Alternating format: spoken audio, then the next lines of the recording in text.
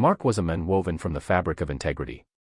Orphaned at a tender age, he was raised by his grandmother, a woman whose knees were worn from prayer and whose heart was full of wisdom. She taught him the 3 pillars of a good life: be respectful, remain faithful, and always speak the truth. In the village, people often whispered that Mark was too righteous. He never cheated a soul, never told a lie, and harbored no jealousy toward those who had more than him. But Mark's life faced a violent storm when he was just 9 years old. A sudden illness ravaged his body, leading to an emergency surgery. The surgeon saved his life, but the cost was steep. "I am sorry," the doctor told his weeping grandmother in the hallway. "The damage was extensive. Mark will never be able to father children." When the news was gently broken to young Mark after his recovery, he didn't scream. Instead, he went to his bedside, knelt, and prayed a prayer that would echo through eternity.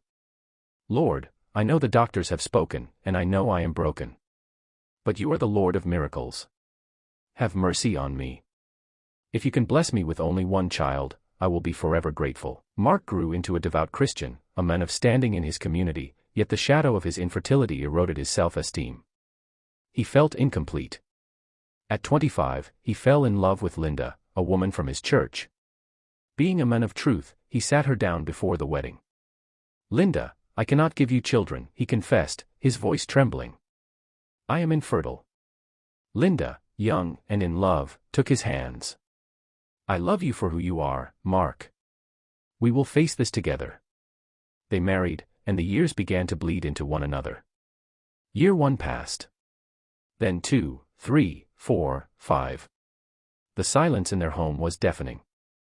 Relatives began to click their tongues. The village gossips whispered as Mark walked by. "A dry tree," they called him. Linda tried to turn a deaf ear, but the pressure was a slow poison. Mark remained steadfast, holding her at night, whispering, "Let us wait on God, Linda. He hears us." It was then that the wolves encircled the fold. Men began to approach Linda when Mark was away working. "Why waste your beauty on a barren land?" they asked. "We can give you a child." The loudest voice belonged to Luke. Luke was everything Mark was not: wealthy, tall, handsome, and arrogant. He was also Mark's best friend. He knew Mark's secret and used it as a weapon. He cornered Linda repeatedly. "The whole village knows he is empty, Linda. Don't die childless." After years of shame, Linda's resolve cracked. She convinced herself that a child, any child, was better than none. She began an affair with Luke. For months later, the impossible happened for her, but it was the death knell for her marriage. She was pregnant. Fear consumed her. When she finally confessed, the news shattered Mark. "Luke," he gasped, tears streaming down his face. "My brother in spirit. How could you?" That night, Mark cried until he had no tears left. He lay on the floor, feeling like a small boy again. "Lord, where are you?" he cried out. "I have been faithful." In the deepest hour of the night, a peace that surpassed understanding filled the room.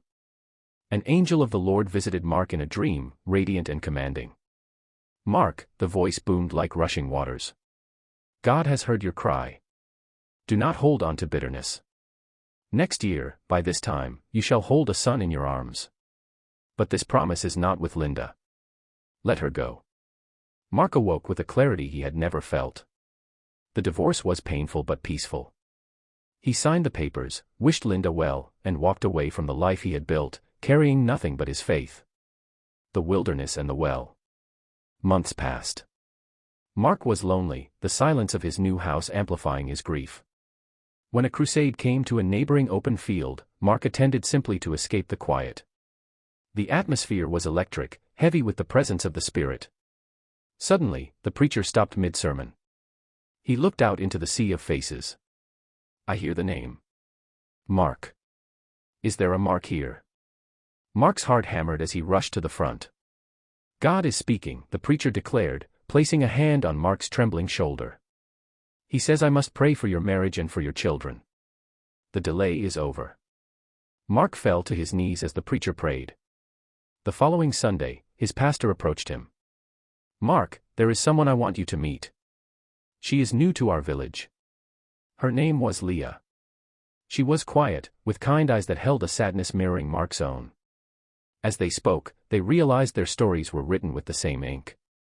Leah had been divorced by her previous husband because she was barren. She had been told she would never carry a life. "I am infertile," Mark told her. "I am barren," Leah replied.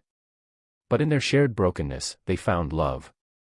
3 months later, they were married in a beautiful garden wedding, 2 dry trees planted together by the river of grace. A few weeks after the wedding, as they cuddled on the porch, Leah pulled away. "I feel strange," she said, clutching her stomach.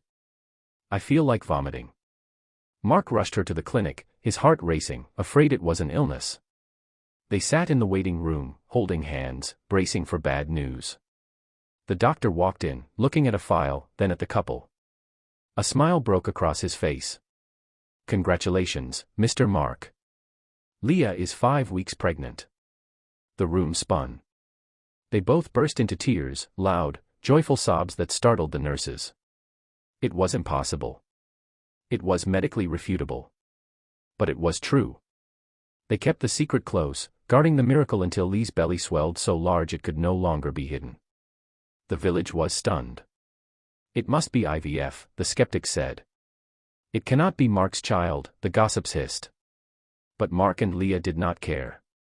They walked through the village hand in hand, heads held high, thanking God with every step. On the day the baby was born, the cry of a healthy, bouncing baby boy filled the delivery room. Mark held the child, looking at his tiny fingers and toes. Suddenly, he remembered the prayer of a 9-year-old boy in a hospital bed, "If you can bless me with only one child, I will be grateful." Tears dropped onto the baby's blanket. "God is faithful," he whispered to Leah, who was weeping with joy. They named him Isaac, which means laughter, for God had brought laughter back into their lives just as he did for Abraham and Sarah. Isaac grew up to be a handsome, strong boy who loved the Lord, a living testimony to a promise kept. Whenever Mark and Leah stood before the church to give their testimony, they always ended with the same words. We should not give up on God's promises. The medical report is not the final report. Wait on the Lord, and be patient, for he is always on time.